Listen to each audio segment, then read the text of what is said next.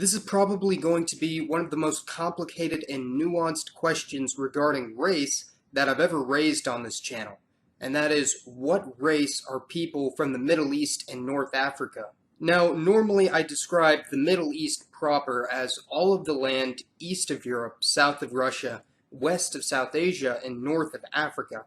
So it would include all of the Arabian Peninsula, Iran, Turkey, the Levant, and the Caucasus Mountain region. However, the region of the greater Middle East that all have ethnic, cultural, and geographic traits in common with each other can be extended much further than this. And this would include Afghanistan, the western half of Pakistan, Tajikistan, and pretty much all of North Africa. The people from this area share a common history, racial origin, but most famously, this is often considered to be the heart of the Muslim world, with the majority of Muslims living in the greater Middle East region. Now, I want to make this very clear though. Muslim is not a race. I don't know how many times this will have to be repeated before the mainstream media will understand this. Islam is a religion that Muslims follow, just like Christianity and Christians.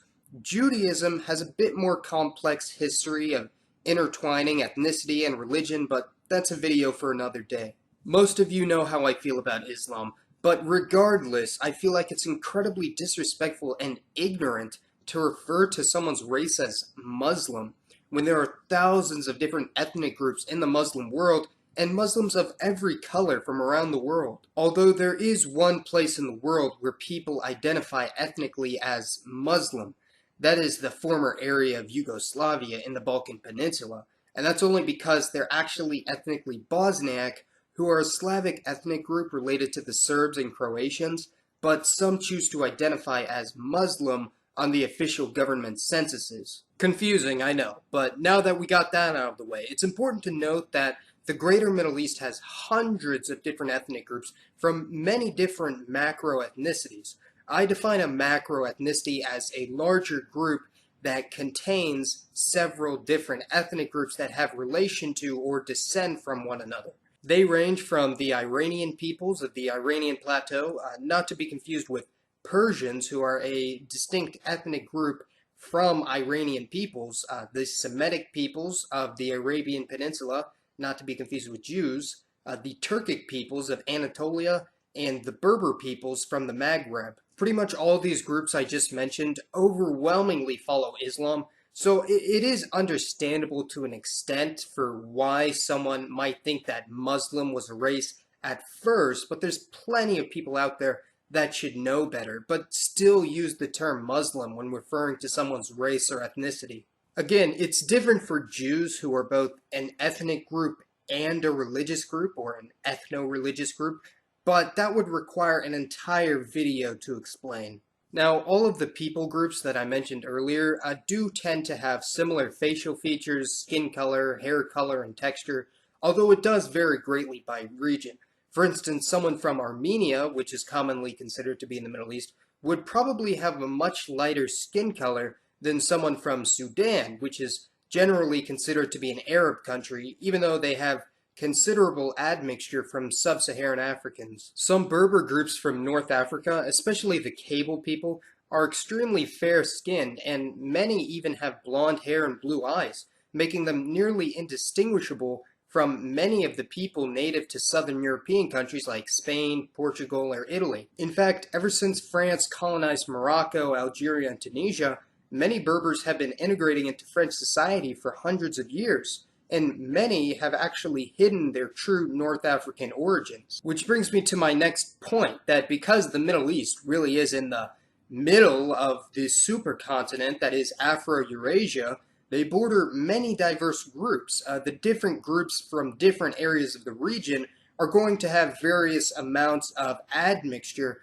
from the surrounding racial groups. For instance, Maronites in Lebanon, who are a Catholic Christian ethnic group, often have European DNA that can be traced all the way back to the Crusades 1,000 years ago, when many Western European nations attempted to reconquer the area of the Levant, or they may have European ancestry from much more recent French settlers and colonists. The Tajik people from Afghanistan and Tajikistan are technically the same ethnicity as Persians from Iran, and they speak pretty much the same language, although normally they have much more East Asian admixture because of their proximity to China and Central Asia. The Pashtuns and Balochs of western Pakistan are actually an Iranian ethnic group related to Persians, but often have admixture from the neighboring Indo-Aryans or Dravidians from India. Most notably, self-described Arabs from countries such as Sudan, Yemen, and Saudi Arabia often have partial African descent from over 1,000 years of the Arab slave trade. Also important to note is that Middle Easterners have been migrating and exchanging genetics within their own region for thousands of years, with many Arabs spreading out to replace the native Berbers of North Africa, and many Turks also moving into territories of the former Ottoman Empire. Possibly most fascinating of all is that there are regions of the world that used to be considered a part of the Middle East because they had Middle Eastern populations, but they were actually replaced.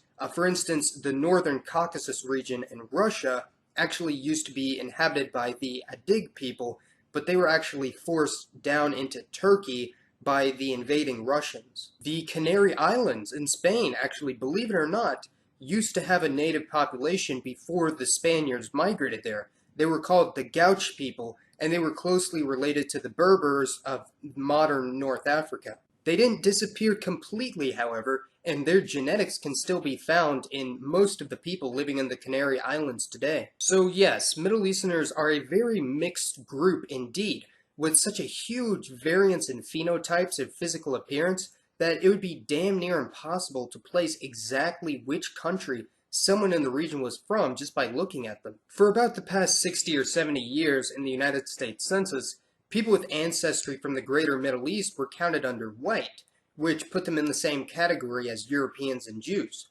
However, many Middle Eastern Americans protested this decision after the last census in 2010, and they will most likely have their own racial category of Middle Eastern and North African, or MENA for short. And just in my own personal experience, I've found that Middle Eastern people that are Christian tend to identify as white far more often than Middle Easterners that are Muslims, which probably helps perpetuate this myth that Muslim is a race. Oh, and by the way, it's almost impossible to pinpoint just how many Middle Eastern Americans there actually are because of the lack of their own racial category in the census. Estimates range from 3 to up to 9 million in the United States in the current year of 2017. And it's unknown if people of partial descent from the region, such as myself, being 1/8 Galaki and 1/8 Azeri, would be included in this count. So do I feel like it's fair to categorize all people from the greater Middle East region into one single race for statistical purposes?